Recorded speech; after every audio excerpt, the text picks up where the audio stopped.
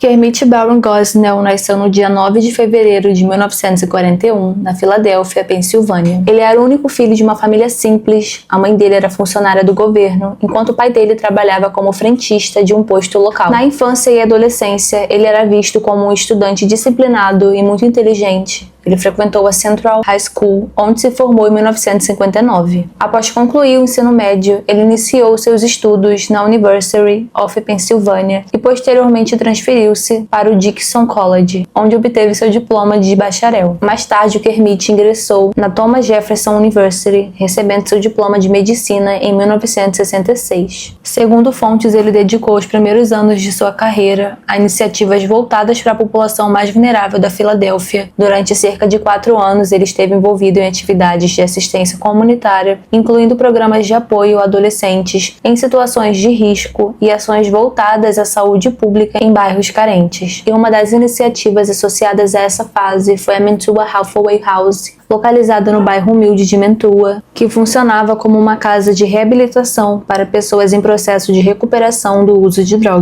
E aí, nas décadas seguintes, ali em 1960 e 1970, ele se tornou um dos primeiros defensores do direito ao aborto. Naquela época, ele estava na cidade de Nova York, mas em 1972, ele retornou à sua terra natal, onde abriu uma clínica de aborto na Lancaster Avenue, no bairro de Montua, chamado Women's Medical Society. E ainda em outubro daquele mesmo ano, ele concedeu uma entrevista ao jornal The Philadelphia Inquirer, eu acho que é assim que se pronuncia, onde ele afirmou que, como médico, estava muito preocupado com a santidade da vida, mas que era exatamente por essa razão que realizava aborto para mulheres que os desejavam e precisavam. Naquele período, o debate sobre o aborto crescia rapidamente nos Estados Unidos, dividindo opiniões em todo o país, até que no dia 22 de janeiro de 1973, os Estados Unidos reconheceram constitucionalmente o direito ao aborto. No entanto, a decisão estabeleceu algumas condições para que o aborto pudesse ser realizado.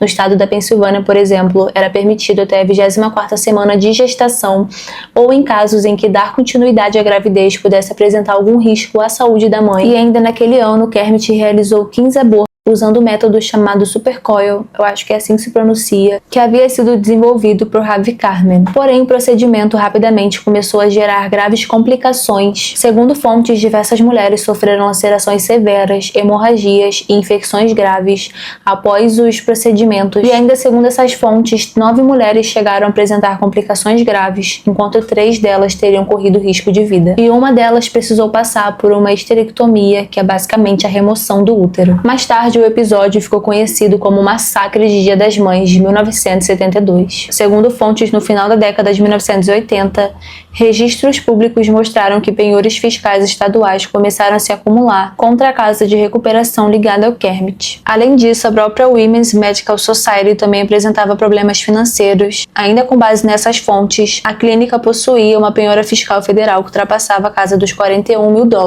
E conforme os anos passavam, os problemas envolvendo a clínica começaram a ir muito além das dificuldades financeiras. Segundo fontes, em 1989 e 1993, o Kermit foi citado pelo Departamento de Saúde da Pensilvânia por não ter enfermeiros na sala de recuperação monitorando as pacientes após os procedimentos. E cerca de 3 anos depois, em 1996, ele foi multado na Pensilvânia e em Nova York por empregar pessoas sem licença para trabalhar. Em 2000, uma ação civil foi movida contra ele pelos filhos de Semika Shore. Segundo fontes, a Semika, de 22 anos de idade, teria realizado um aborto na clínica do Kermit, e no dia seguinte ela teria apresentado sangramento intenso e complicações. No entanto, ainda de acordo com essas fontes, o Kermit não teria orientado ela a retornar imediatamente à clínica, nem a procurar atendimento médico de emergência. E cerca de 3 dias depois, a Semika faleceu devido a uma perfuração uterina e infecção sanguínea. Por fim, ambas as partes chegaram a um acordo extrajudicial no ano de 2002,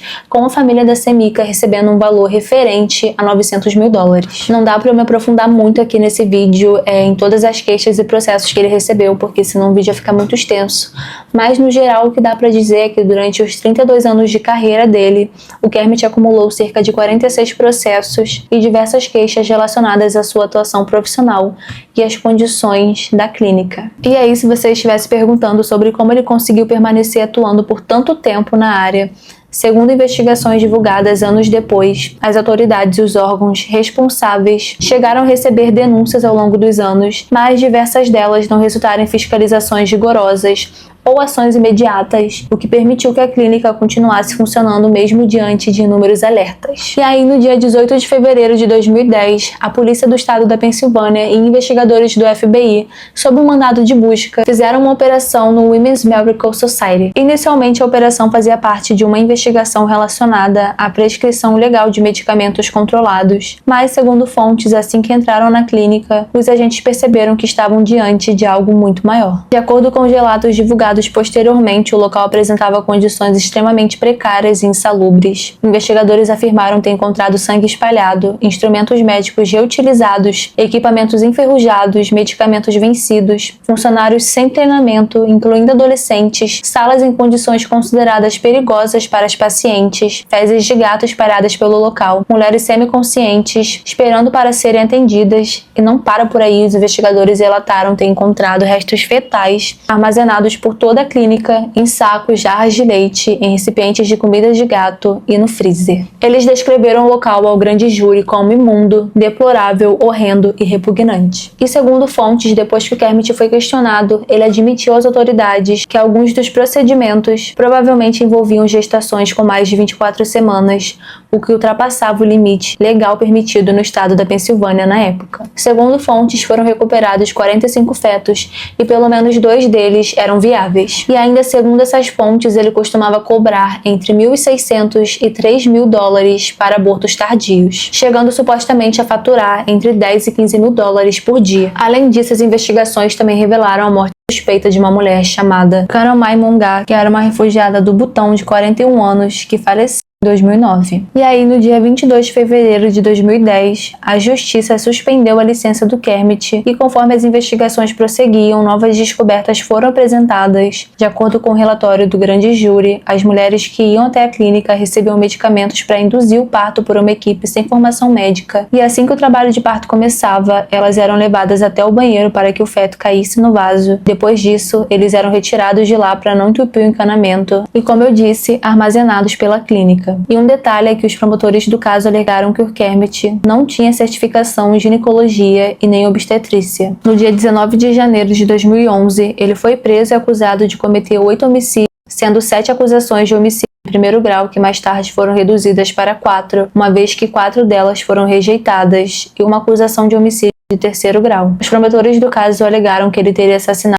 7 bebês nascidos vivos, cortando suas medulas espinhais com uma tesoura, e que ele também teria sido responsável pela morte de Kanamaia, que, segundo fontes, teria ocorrido em decorrência de uma overdose de Demerol, administrado durante o procedimento realizado na clínica. Segundo fontes, ele também recebeu outras acusações por violação da lei do aborto da Pensilvânia, por realizar abortos ilegais no 3º semestre de gravidez. A esposa dele, Pearl, e outros 8 suspeitos também foram presos em conexão com o caso, e no dia 13 de dezembro de 2011, ela se declarou culpada de realizar abortos ilegais, conspiração e participação em organização corrupta. Ela foi condenada a 7 anos e 23 meses de prisão. No dia 13 de maio de 2013, o júri condenou Kermit por 3 acusações de homicídio, uma acusação de homicídio culposo e mais de 200 acusações menores. Ele foi considerado inocente de uma das acusações de assassinato. No dia 14 de maio do mesmo ano, ele fechou um acordo com os promotores, onde concordou em renunciar a todos seus direitos de apelação referentes à condenação que havia recebido. Em troca, ele teve sua pena definida como prisão perpétua, sem possibilidade de liberdade condicional. E no dia 15 daquele mesmo mês, ele foi condenado a 3 penas de prisão perpétua. E ainda em dezembro daquele ano, ele foi novamente condenado, agora por distribuir uma quantidade assombrosa de analgésicos ilegalmente, o que totalizava centenas de milhares de comprimidos, que, segundo fontes mais tarde foram vendidos nas ruas por traficantes. Como punição, ele recebeu uma pena de 30 anos de prisão. Ele morreu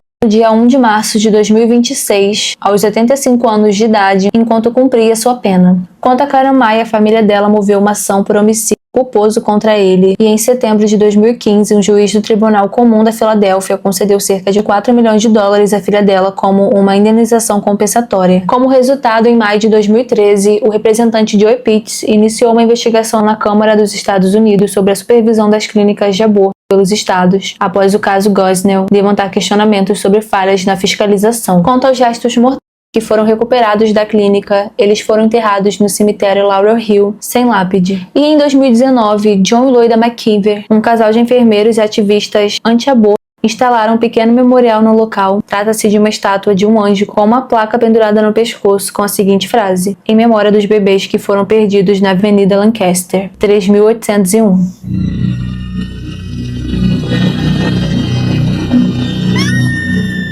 É isso, pessoal. O caso fica por aqui. Eu espero que vocês tenham gostado. Só lembrando a vocês para não esquecerem de curtir e se inscrever no canal, vai me ajudar muito. Já ativa o sininho, tem vídeo aqui toda semana. Deixa pra mim aqui embaixo também qual é a sua opinião. E só lembrando que eu tô no Spotify, então vão lá me acompanhar. Tô deixando o link na descrição. E eu também tô deixando o link das minhas redes sociais para vocês irem lá me acompanhar. E é isso. Fiquem com Deus e até o próximo caso. Beijão.